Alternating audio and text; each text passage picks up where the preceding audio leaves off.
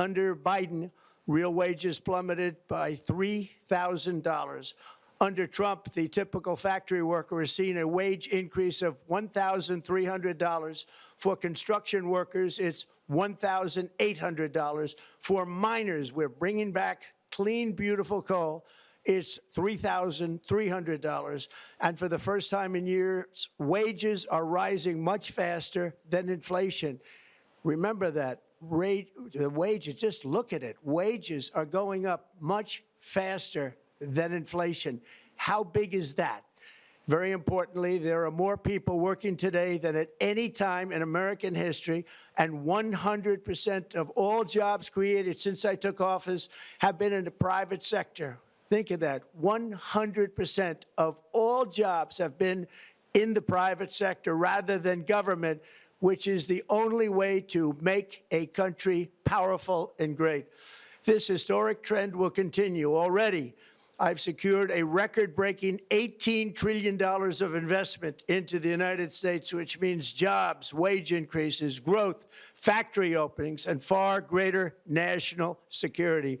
Much of this success has been accomplished by tariffs. My favorite word, tariffs, which for many decades have been used successfully by other countries against us, but not anymore. Companies know that if they build in America, there are no tariffs, and that's why they're coming home to the USA in record numbers. They're building factories and plants at levels we haven't seen, AI, automobiles. We're doing what nobody thought was even possible, not even remotely possible. There has never, frankly, been anything like it. 1 year ago, our country was dead. We were absolutely dead. Our country was ready to fail, totally failed. Now, we're the hottest country anywhere in the world, and that's said by every single leader that I've spoken to over the last 5 months. Next year, you will also see the results of the largest tax cuts in American history that were really accomplished through our great, big, beautiful bill, perhaps the most sweeping legislation ever passed in Congress. We wrapped 12 different bills up into one beautiful bill. That includes no tax on tips, no tax on overtime, and no tax on Social Security for our great seniors. Under these cuts, many families will be saving between $11,000 and $20,000 a year, and next spring is projected to be the largest tax refund season of all time.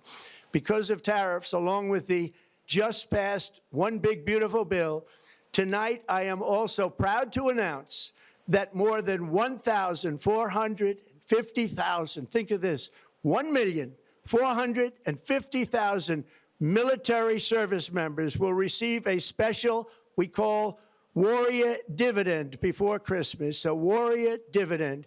In honor of our nation's founding in 1776, we are sending every soldier $1,776.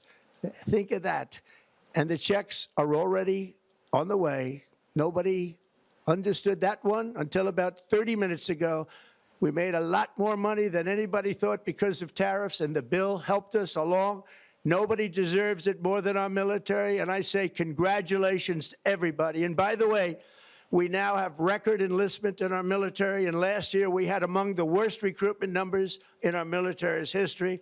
What a difference a year makes. In addition, I'm doing what no politician of either party has ever done, standing up to the special interests to dramatically reduce the price of prescription drugs. I negotiated directly with the drug companies and foreign nations, which were taking advantage of our country for many decades, to slash prices on drugs and pharmaceuticals by as much as 400, 500, and even 600%. In other words, your drug costs will be plummeting downward. And I used the threat of tariffs to get foreign countries who would never have done it to pay the cost of this giant dollar reduction. They stopped ripping us off, and it began as of 4 days ago. There has never been anything like this in the history of our country. Drugs have only gone up, but now they'll be going down by numbers never conceived possible. It's called Most Favored Nation. And no president has ever had the courage or ability to get this done until now. The first of these unprecedented price reductions will be available starting in January through a new website, TrumpRx.gov. And these big price cuts will greatly reduce the cost of health care. I'm also taking on the gigantic health insurance companies that have gotten rich on billions of dollars of money that should go directly to the people. The money should go to the people. That's you. So they can buy their own health insurance, which will give far better benefits at much lower cost. It will be far better health insurance. The current Unaffordable Care Act was created to make insurance companies rich. It was bad health care at much too high a cost. And you see that now in the steep increase in premiums being demanded by the Democrats, and they are demanding those increases, and it's their fault. It is not the Republicans' fault. It's the Democrats' fault. It's the Unaffordable Care Act, and everybody knew it. Again, I want the money to go directly to the people so you can buy your own health care. You'll get much better health care at a much lower price. The only losers will be insurance companies that have gotten rich, and the Democrat Party, which is totally controlled by those same insurance companies. They will not be happy, but that's okay with me because you, the people, are finally going to be getting great health care at a lower cost. Another major focus is the cost of energy. For years, the radical left Democrats exploited the green energy scam as an excuse to funnel many billions of dollars into their own massive slush funds as their energy restrictions drastically drove up prices, and they drove them up at record levels. Electricity costs surged 30 to 100% under Biden, and the typical family lost $5,000 to $10,000 in higher energy costs. Think of that, $5,000 to $10,000 you lost. On day one, I declared a national energy emergency. Gasoline is now under $2.50 a gallon in much of the country. In some states, it, by the way, just hit $1.99 a gallon. And within the next 12 months, we will have opened 1,600 new electrical generating plants, a record, and it's a record that won't be beaten by practically, I would say, by anybody, or certainly not very soon. Prices on electricity and everything else will fall dramatically. The Democrat inflation disaster, again, the worst in the history of our country, also robbed millions of Americans of home ownership and indeed the American dream. The yearly cost of a typical new mortgage increased by $15,000 under Democrat rule. In 11 months, we've already gotten that annual cost down by $3,000, and it's coming down a lot lower. Wait till you see. The numbers are going to be shocking. And I'll soon announce our next chairman of the Federal Reserve, someone who believes in lower interest rates by a lot, and mortgage payments will be coming down even further. Early the new year, and you will see this, in the new year, I will announce some of the most aggressive housing reform plans in American history.